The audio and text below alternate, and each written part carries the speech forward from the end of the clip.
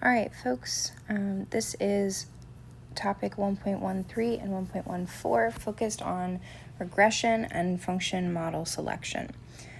So regression is a really important skill that we're going to do using a technology tool like Desmos or a TI-84. I'm going to show you mostly TI-84 steps today, but I'll also briefly show you some Desmos steps as well. Desmos is a little easier, but you will not have Desmos on my tests, so I want you to know how to do it in the manual calculator. But you will have access to Desmos for the AP exam, and since it is a little faster and easier, you definitely want to know that as well. So let's dive in. In this unit, we're really just doing regression on polynomial functions and rational functions, but we will continue to come back to regression and do it with other types of functions in future units as well. So essentially what a regression is a function built off of existing data. If we have coordinate pairs and we say, hey, we have this data, when x is this, y is this, when x is this, y is this, we have a table essentially. We could plot a scatter plot and look at the shape of those points and begin to get a sense of what kind of function might model that type of curve or that's data set. So what we want to be able to do is put data into our calculator. And so these screenshots kind of spell it out really clearly. You want to find the stat button on your calculator, and in that menu, choose edit to edit the statistics you want to put in. So we're going to use list 1 for our input variable x and list 2 for our output variable, dependent variable y. Now, once you've put x's and y's in that list, you can then do things based on them. So you can go back to the statistics menu and use the arrow keys to go over to calculate. And all of these options that say reg at the end of them is short for regression. So all of these are different kinds of regression. And this is an emulator calculator app, so it is not exactly like the TI-84. And so your list may look a little bit different here, but everything we need for today is present. Now, you may notice that there are 2 linear regression options. Both will come up with the same model. They will just present it in different forms. So just pay attention to which one you pick so that you make sure whichever variable it labels A, you know whether that's representing the slope or the y-intercept. All right, so let's get into an example and start putting some of these steps into practice. So our first example, we have a table. So I want to go to stat and edit. So if I was in the calculate menu, I can use the arrow keys to go back over to the edit menu. I hit enter on edit, and then I'm placing my t values, the input variable, in the list 1. And then going over to list 2, I'll put my output values, 4.2, 4.4, 4.8, and I'm just hitting enter each time to go down to the next line, 5.7. Now I have my data in. Pay attention, be very careful when you're typing, always look back and double check, make sure it all typed exactly how you intended it to, and always make sure you have the same number of x's as y's. That's a telltale sign something went wrong, if you have less of one than the other. So once we put those into our calculator, we want to come up with a linear regression. This data is modeling the age in weeks and weight in kilograms of 5 randomly selected babies. So depending on how old the child was, how much did they weigh? We're going to use linear regression, and this model has requested the intercept followed by the slope, so we'll do that option. So I'll go to stat and then over to calculate, and I'll choose option 8 to get that format. It does not matter which one you use. We can leave the frequency list question open. We don't have to put anything in here. And the regression will run without storing the equation, but it is very helpful to store the equation in your graphing calculator's y equals menu in that graphing capability so that you can see the graph of the function you have created without having to manually type it in, because a lot of times these have long decimals and it is a pain to type in. So we definitely want to store it. And the way we're going to store it is we're going to hit alpha and trace That'll bring up this little pop-up menu. This is like a hidden menu that if you forget those buttons, it's hard to remember where it is. So really, really quiz yourself on how to find this. Alpha trace, the green button, and then the trace button. And select Y1 or whatever Y equals list you want to store it in. So if you've done multiple regressions and you've already put something in Y1, if you put Y1 here again, it will overwrite what's in Y1. So definitely if you want to graph multiple at a time and compare them, put one in Y1, one in Y2, etc. All right, now that I've done that, I've made sure my X list is the list 1 where I put my X's and Y is list 2. I've got the model I want and I'm going to store it in Y1. I hit enter a couple of times and then it populates with the format this is given to me in, the value of those constants in that format, and then it tells me about R squared and R.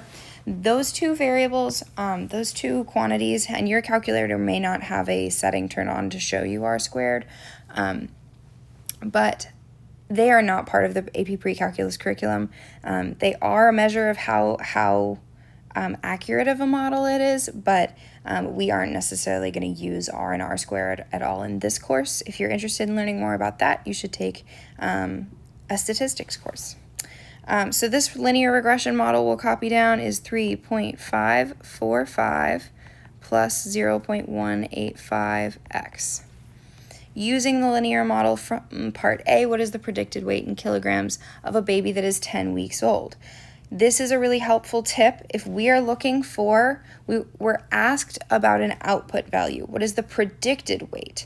So predicted means use the regression. Use the model you built. We don't have this data, but we have a model to guess. We have an input value. We want to evaluate the function. So if this was an f of x, we want f of 10, right? Well, because we stored our function in Y1, this function appears in my Y1 menu. When I'm back on that home page, and anytime you're in a menu, if you want to get out of it, you want to quit. So hit second and mode, and that'll take you back to your blank home screen. We can use function notation with the name Y1 like we would f of x. So notice if I do alpha trace and get that Y1 variable again, I can say Y1 of 10. Now notice it kind of looks like this is multiplication. It is not multiplication. This is evaluating the function in Y1 at the input value of 10. If you do not use parentheses, the calculator will interpret it as multiplication, and it will pick a random Y value from the function in Y1 and multiply it by 10, which is not what you want. You want the function evaluated at 10. You want 10 to be plugged in as an input and then simplified. So that is our, and we're actually gonna, let's edit this laser pointer, this Y equals, let's call this Y hat.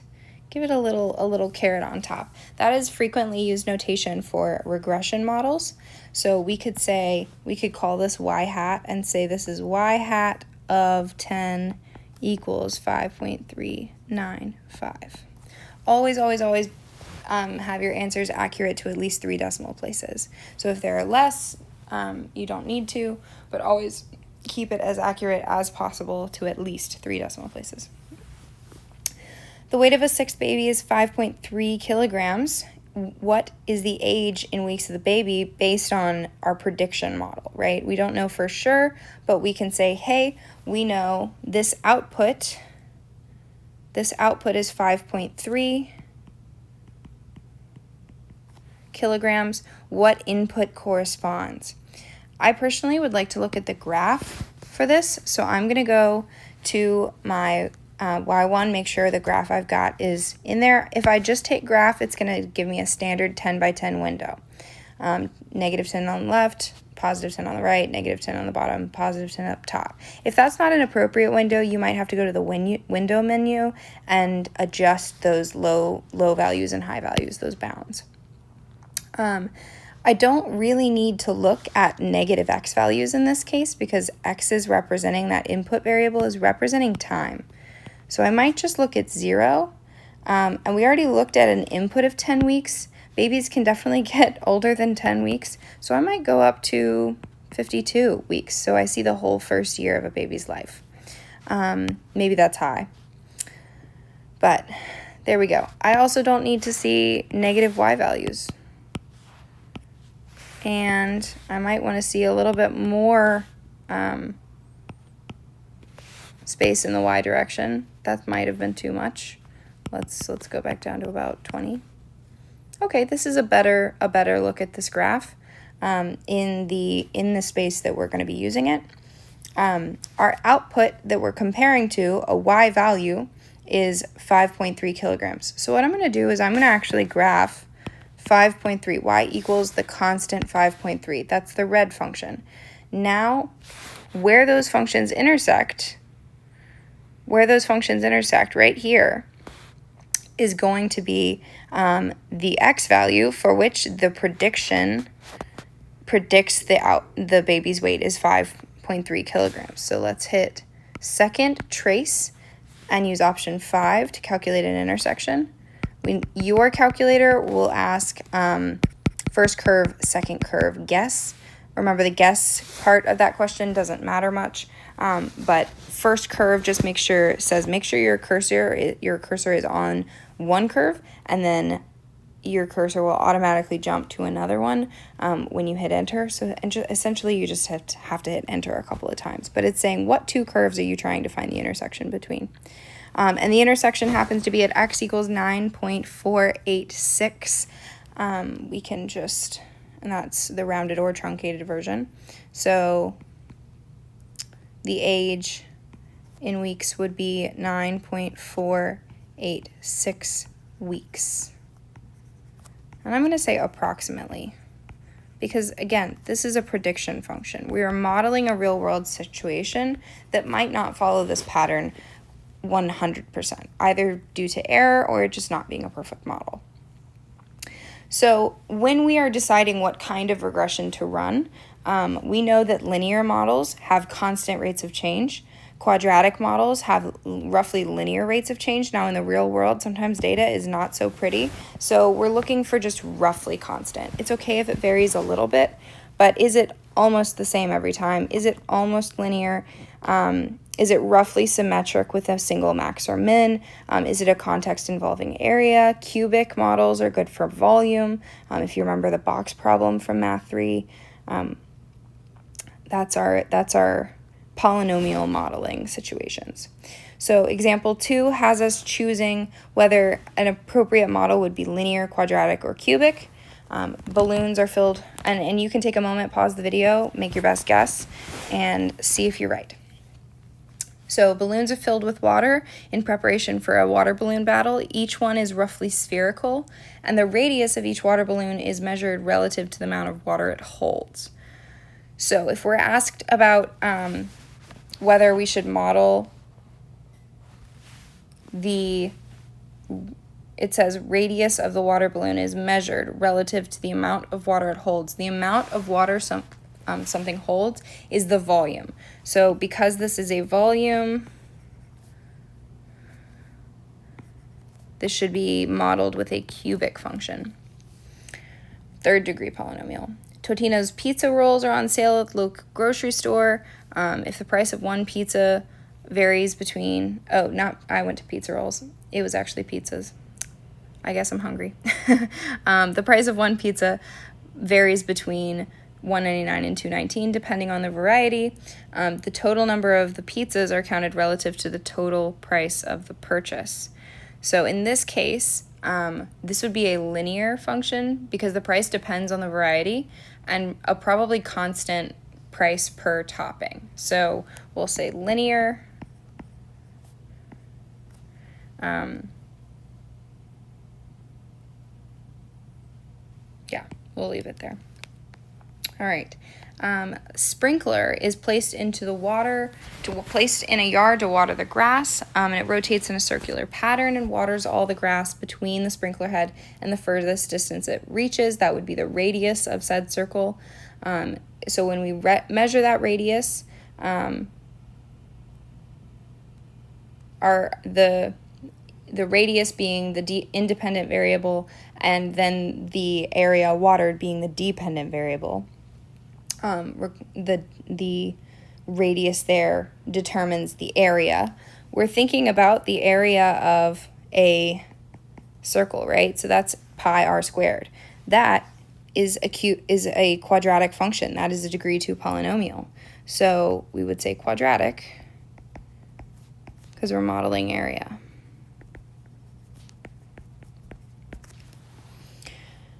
All right, let's do a quick regression practice. When looking at this data, let's go ahead and put it in my calculator.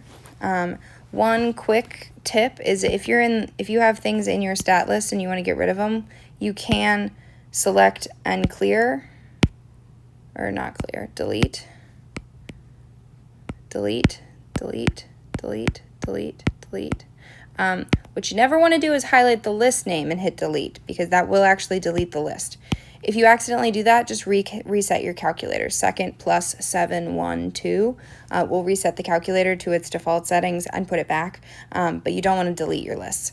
You can also, in the stat menu, do clear list, option 4, and then type the names of the list you want. So notice your numerical keys 1, 2, 3, 4. Above them have blue L1, L2, L3. That's referring to the lists. So if I wanted to clear L1 and L2, I know my L2 is already clear, but I want to show you how to do it both at the same time. You're going to use L1 and then the comma button next to above the number 7, and then L2, and hit enter. And now when you go back into your list, they're empty.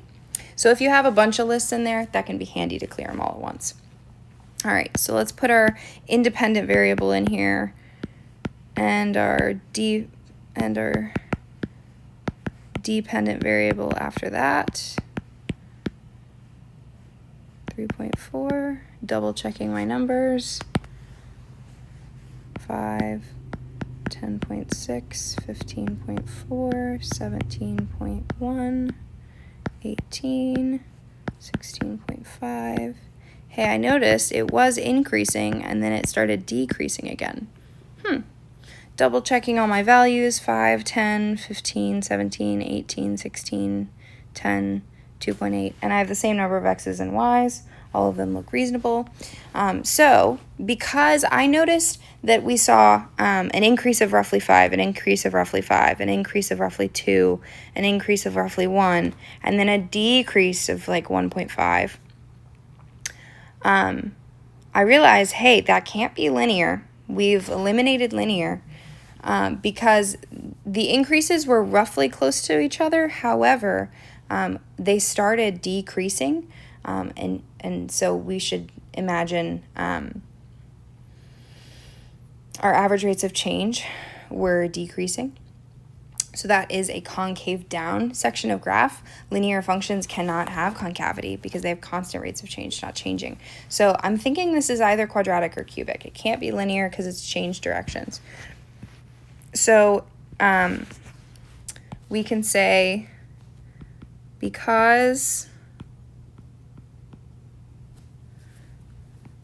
the outputs increase and then decrease,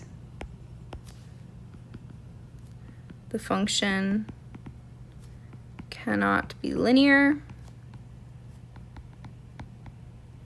So we're left to choose between quadratic and cubic. So we can go back to those decision-making kind of pieces. If we're looking at a context involving volume, we're automatically going for cubic models. Quadratic models, if we see rough symmetry with a single max or min, that is a telltale sign of a quadratic. So this function, I'm going to actually show you how to put a scatter plot in your calculator. We could also just eyeball this from the table and say, hey, I'm seeing a rough symmetry, right, in this, but I can also go look at the actual scatter plot. If you hit second y equals, you're in your plots menu. You'll need to use the arrows to highlight on and hit enter to turn on the plot. Make sure the type is selected, just the first one is the scatter plot, and then you can change what the little mark looks like. Your x's should be in list 1, y's in list 2, that's why we put them there. So let's When you hit graph, it's just going to default to whatever your last thing was, and that's obviously not a good window to look at. But for statistics, it's very helpful. You can hit zoom and then go to option 9 for zoom stat, and it will snap right to a good window for the data you've put in your stat lists. So that looks clearly like a parabola. So we will say this is quadratic. It's roughly symmetric.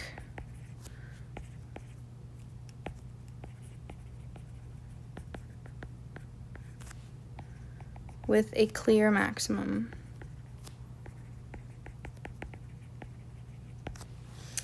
All right, so now let's write the regression model for our quadratic function. So I'm going to go back to stat and calculate,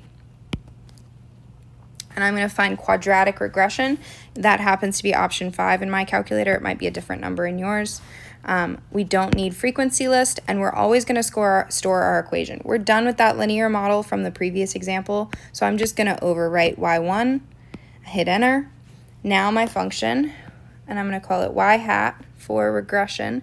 A is negative 4.887. I'm rounding. You can truncate. It does not matter, but you should have these accurate to at least 3 decimal places. But remember, this is a rounded value. So if you go to use this regression equation to calculate something, you do not want to use the numbers that you've written down. You want to use the full unrounded values of A, B, and C with all their beautiful decimal places in your calculator. And that's why we store it in Y1, so we have access to that full thing without having to type them out. So if I go to Y1, I can delete my 5.3 because I'm done with that. And I should just go back to the same window that had my stat plot in it, graph. There's my regression passing through those data points. All right, my last little piece of information here is residuals. Residuals talk about the accuracy of a prediction versus the actual model. So notice it in our last regression, in that picture, this was very clearly passing right through these points, right? This was a very good model. But sometimes your data is a little messier. Sometimes your model is going to pass above or below those actual data points where we know the value of a function. So we want the residual compares that curve value to the actual value that we knew from a table. So this is going back to our kind of age in weeks and weight of a baby, but I'm going to switch over to Desmos just to kind of show you some of those mechanics. In Desmos, you can hit the plus button and create a table, and this is a quick way to put in your data. 4, 5, 6. It's going to automatically populate 7, but that's not the right number, so make sure you don't fall for that on accident. And then 4.2, 4.4, 5.1, 5.7. Uh-oh, did I miss one? 4.2, 4.4, I missed 4.8. 4.8, 5.1, 5.7. Okay, so now I have my data and I can jump around on the graph to see it. It automatically graphs that scatter plot. There's this little button just under the 1 that has a line passing through some points. That's your regression button. So if I click that, you get this drop down to pick what kind of regression you want to do. And so when we go back and we say calculate a linear regression, that's the linear function we got earlier. So our linear model was y hat equals 0.185x plus 3.545. You can actually use this button, plot, to plot residuals. Otherwise, we would have to calculate them separately, but residuals essentially take the model and they make the model the x-axis, and then the residual is just how far above or below the x-axis represents how far above or below the model the actual data point was. So if we take our actual data point from a 5-week-old baby, the actual weight would be 4.4 kilograms, but our function, if I look at it, our function would predict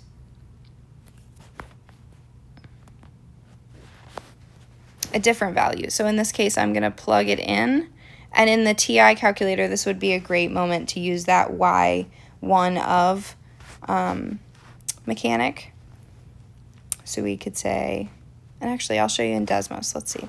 So I can say f of x equals, in Desmos, define my formula, and actually I think it'll, just kidding. Let's hit this button. You see next to equation, this little button, we'll put it down in your list. If I change y1 to be f of x, I can then evaluate this at 5 by saying f of 5. And then it'll tell me the predicted value is 4.47.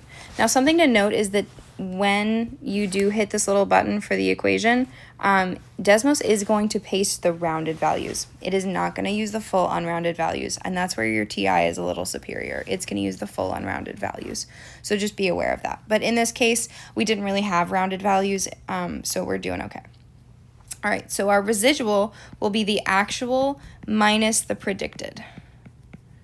So if I do 4.4 minus 4.7, 4.47, 4.4 minus 4.47, and many of you could probably do that in your head, but negative 0.07.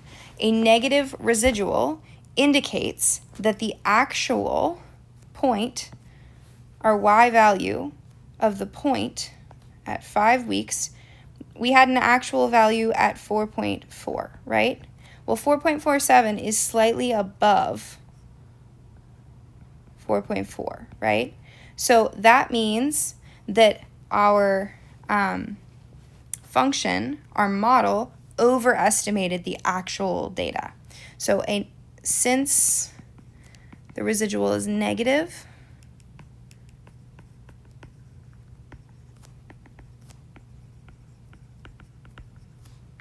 the model overestimated the actual weight of a 5-week-old baby. When we're asked for an interpretation, we want to talk about the context. It should be in context. All right, that's all for today.